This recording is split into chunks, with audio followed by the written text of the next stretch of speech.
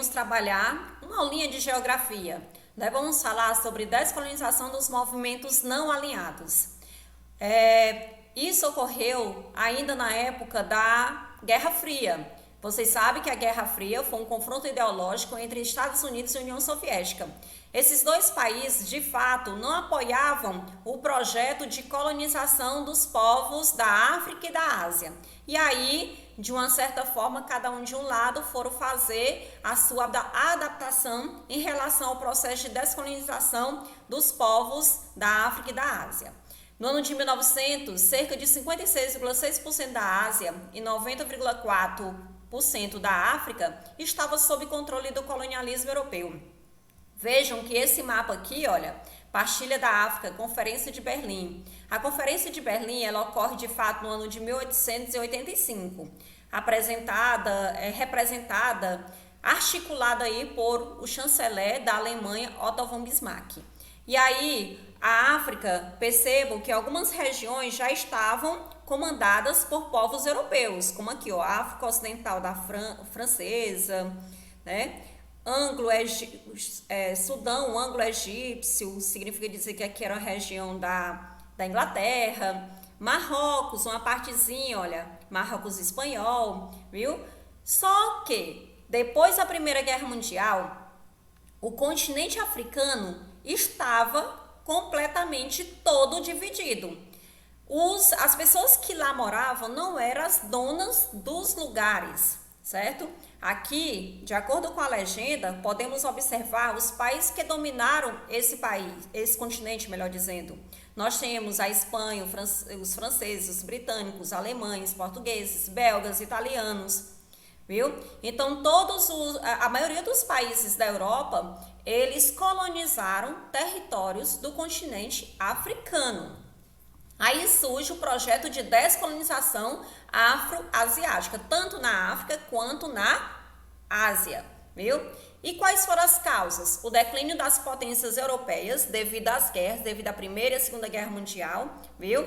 A ascensão do nacionalismo asiático e africano, porque as pessoas irão ali fazer o uso legal para poder buscar meios para fazer o processo de descolonização, juntar as pessoas, né, que possuíam a mesma cultura e fazer disso um movimento forte para poder fazer essa articulação para distanciar esses povos europeus. E aí, olha, influência da Carta da ONU, direito de autodeterminação dos povos, onde ali pregava a igualdade dos direitos, certo? A Assembleia Geral da ONU, ela reconhecia o anseio da liberdade dos povos colonizados e declarou que o colonialismo não se ajustava ao ideal das Nações Unidas de paz universal, porque eles estavam distanciando isso, né? Estava tirando todo o direito das pessoas, né, dentro daquele continente de se autodeterminar. Surge também o pan-africanismo. O pan-africanismo, ele vai ocorrer através de Jomo Kenyatta, um líder desse pan-africanismo. Pan significa um movimento onde todos iriam se unir, se juntar para poder lutar contra o domínio imperialista europeu e também defender o continente como terra de todos os negros do mundo. Houve também o pan-arabismo, liderado aí por Gamal Abdel Nasser, lá do Egito. E aí esse pan-arabismo, ele vai promover também a unidade, a união dos países árabes. Ele ressurge aí com força, principalmente no final da guerra, com a criação da Liga dos Países Árabes, no final da Segunda Guerra Mundial, viu, gente? E a luta de apoio aos movimentos de libertação nacional. E aí Gamal Abdel Nasser, ele vai ser vamos dizer assim, a principal liderança, fazendo com que também nacionalize o Canal de Suez, que o Canal de Suez pertencia aos ingleses, viu? E defendia o fim da presença europeia no mundo árabe. Então, vocês observam que tanto o pan-africanismo quanto o pan-arabismo, eles tinham a mesma conotação, os mesmos desejos, né? Continuando, nós temos um destaque aqui, que foi a Índia. A Índia, ela foi colonizada pelos povos ingleses, viu? Ex-colônia inglesa, certo? Década de 20, Mahatma Gandhi ressurge, e aí ele lidera a década de 20 do século 20, certo? E aí ele vem mobiliza a população, fazendo com que haja desobediência civil, ou seja, o não aceitar dos desejos dos povos britânicos em relação ao povo indiano, viu? Era uma resistência pacífica. Ele incentivava a população a não respeitar as leis injustas e prejudiciais impostas pelo colonizador, mas também a não enfrentá-lo, certo? E aí começou uma espécie de boicote em relação à compra de tecidos ingleses, porque eles eram obrigados a comprar o tecido inglês. Aí ele fez um boicote para que as pessoas não comprassem mais esses produtos, viu? E retomar a tradição de tecer suas próprias vestimentas, como também não pagar impostos abusivos a determinados que eram determinados aí pelo Império Britânico, viu?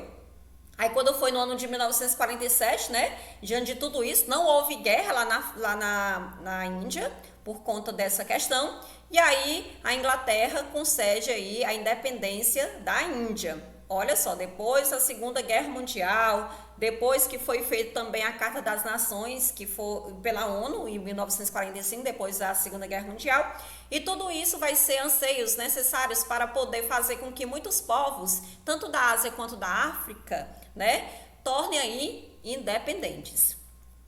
Outra, vamos dizer assim, fato assim bem prudente, algo que chamou a atenção também do mundo, foi a Conferência de Bandung, que ocorreu no ano de 1955, lá na Indonésia, certo?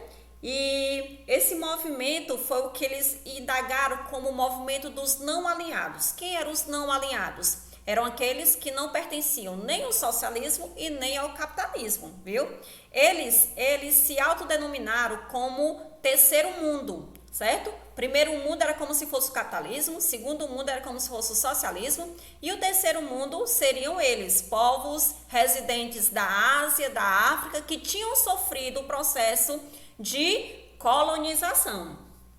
E aí, quais eram os objetivos? A ajuda mútua entre nações afro-asiáticas, na questão do comércio, para eles fazerem comércio entre si, combate ao racismo e ao neocolonialismo, que o neocolonialismo, como nós já sabemos, foi aquela colonização nova que ocorreu lá no século XIX para poder tomar de conta dos territórios da Ásia e da África, e debate de problemas econômicos entre os participantes, certo? Então, esse foi o movimento da Conferência de Bandung, que ocorreu para poder fazer a justaposição e a união desses países dos continentes da África e da Ásia. E aí vem o fim da ordem bipolar. Quando a gente fala fim da ordem bipolar, significa dizer que os Estados Unidos e a União Soviética estavam se degradando, viu?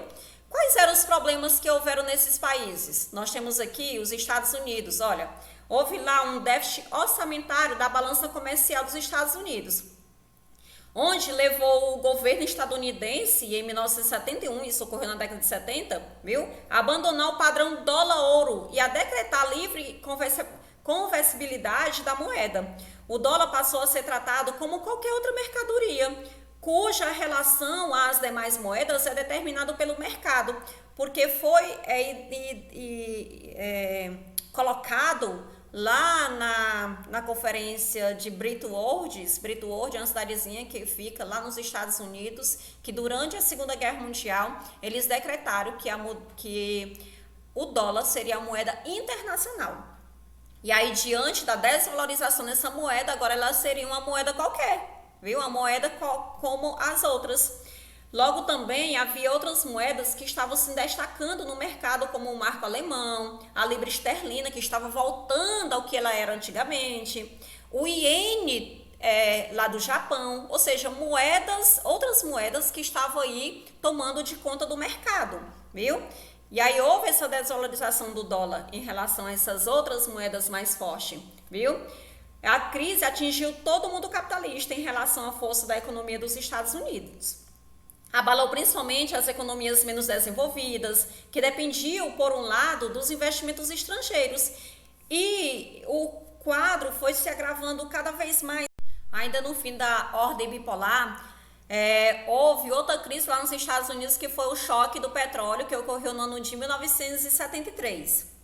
Onde os países exportadores de petróleo lá do Oriente Médio, eles se juntaram e decretaram agora um valor, ou melhor dizendo, um aumento do petróleo, fazendo com que muitos países do Ocidente viessem a falir, viessem ser prejudicados. Minha gente, o petróleo antigamente, naquela época, ele era vendido muito barato. Um barril de petróleo era cerca de 2, 3 dólares. E aí, com o choque do petróleo, vai haver um aumento cerca de 200, 500% a mais do que eles compravam. Então, houve aí houve um prejuízo enorme. Inclusive, ocorreu também esse prejuízo aqui no Brasil, viu?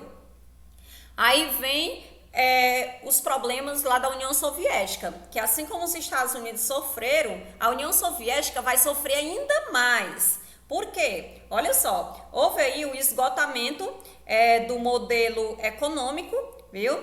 Não acompanhou o ritmo tecnológico, não acompanhava esse ritmo tecnológico e também não tinha muito criatividade, vamos dizer assim, né? Aí os Estados Unidos e a União Soviética, tanto um quanto o outro, eles gastavam muito dinheiro em foguetes, naves, satélites, mas não tiveram empenho no desenvolvimento da economia de seus países. Ou seja, eles se importavam mais com a disputa entre eles do que poderia ser feito, mas deixava de lado a população. E a população, como é que ela estava vivendo? A população, a economia dentro do país, né? Eles deixavam esses assuntos de lado. A União Soviética, por exemplo, no ano de 1957, ela manda seu primeiro satélite artificial ao espaço, viu?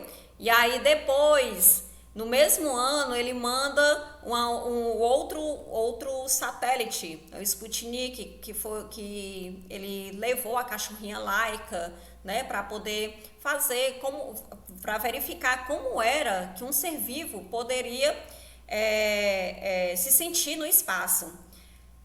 E a Rússia também saiu na frente, porque ela, no ano de 1961, manda primeiro homem ao espaço. Yuri Gagarin, ele foi ao espaço, né, deu a volta. E aí, mais uns anos mais à frente, no ano de 1969, os Estados Unidos levam o homem à Lua. Era uma disputa, quem ia primeiro, qual era o alcance maior de um do outro. É uma disputa enorme entre esses dois. Aí vem o colapso do socialismo devido à economia planificada, pois esta economia planificada, ela apresentava limitações em sua própria concepção. Por exemplo, ao transferir todos os meios de produção, todos os meios de produção eram guiadas, gerenciadas pelo Estado. E aí não estimulava o desenvolvimento técnico de setores que considerava secundários, como aqueles voltados para o consumo da sociedade, viu? E também o Estado definia o que seria produzido pelas empresas, determinava as quantidades e estabelecia os preços, viu? Obrigados a cumprir as metas de produção, de produtividade, traçadas aí pelos planejadores estatais. As empresas compravam de um único fornecedor as mercadorias ou matérias-primas, independentes da sua qualidade e do seu preço. Nós temos também aqui, olha, na agricultura, por exemplo, tratores e máquinas agrícolas comumente saíam das fábricas com problemas, tendo de ser consertados pelos próprios agricultores. Ou seja, tudo que ela fabricava não dava muito certo. Os Estados Unidos, quando fabricava algo, né, sempre era de grande eficácia, de muita qualidade. Mas lá na União Soviética, o que eles fabricavam era de péssima qualidade, viu? Aí vem também outro problema lá na União Soviética, que foi o custo militar, viu? E aí, assim, o custo militar que eles tiveram foi tão alto que fazia desejar a economia dentro do país, viu? A população, ela tinha até dinheiro para comprar determinadas coisas, mas não tinha como gastar, viu? Isso lá na década de 80. O colapso do comunismo também veio com o governo de Mikhail Gorbachev. Ele promoveu uma grande alteração na estrutura política socioeconômica da União Soviética. Ele, por exemplo, implantou a perestroika que significava reconstrução, reestruturação. Mas aí veio um problema que foi o acidente nuclear de Chernobyl lá na Ucrânia, que pertencia à União Soviética, viu? Eles até tentaram esconder, só que infelizmente não foi possível, porque a mídia estava ali de prontidão para poder mostrar todas as eventualidades que estavam ocorrendo no mundo, viu? E aí, com isso, eles gastaram muito dinheiro lá na usina Chernobyl, certo? E aí aquela reestruturação que era para ter sido feita lá dentro da União Soviética não foi realizada, certo? Outra coisa também que o governo de Gorbachev implantou foi a Glasnost, que era um conjunto de reformas políticas que concedia aí liberdade de expressão, informação e organização política, viu? Dentro do regime socialista, porque até então tudo era fechado. E aí foi mais uma abertura. Entre a Glasnost e a Perestroika, a Glasnost, ela foi mais idealizada, certo? A Perestroika foi uma negação. Aí nós temos também os acordos de desarmamentos entre a União Soviética e os Estados Unidos, onde os presidentes ainda, Mikhail Gorbachev e o então presidente lá dos Estados Unidos, Ronald Reagan, eles começam a fazer esse projeto de desarmamentos, essa aliança, né, para que eles não mais fiquem nessa empreitada, porque suas economias estavam ficando destruídas. Aí vem a queda do governo socialista no leste europeu. O governo, por exemplo, nós temos a Polônia, a Tchecoslováquia, esses dois países aqui, e a Hungria, Polônia, Tchecoslováquia, Hungria, esses três países aqui saíram na frente nessa questão de se afastar da União Soviética. As cercas de arame farpada que tinham em seus territórios para poder não avançar para o lado capitalista, eles derrubaram. Ou seja, estava havendo aí o distanciamento dos países do leste europeu que eram capitalistas, viu? Outro movimento que houve ali dentro foi a queda do Muro de Berlim. Essa que vai finalizar esse movimento aí, né, que surge desde a Segunda Guerra Mundial. Ela acontece no ano de 1989, né? A queda do Muro de Berlim, ela vai abrir caminho para poder fazer o processo de reunificação da Alemanha, certo? O processo da reunificação da Alemanha que ocorre aí nos anos 90, viu?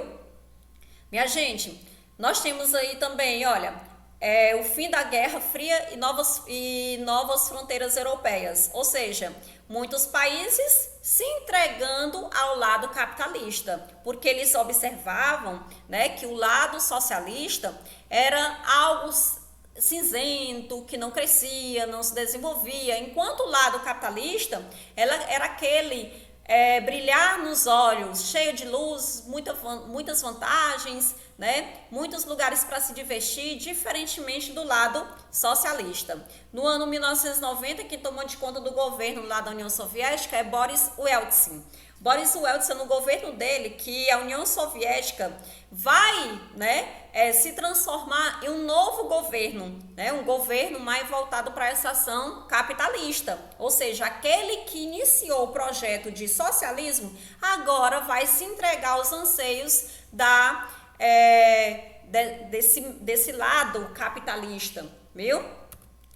E aí ocorre então o fim da União Soviética. Nessa época, no ano de 1991, a União Soviética, a URSS, deixa de ser essa e passa a ser.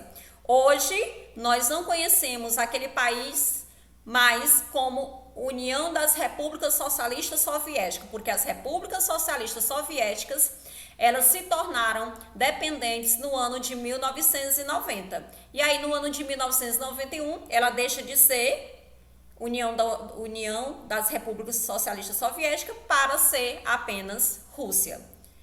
E é isso, e obrigada pela atenção.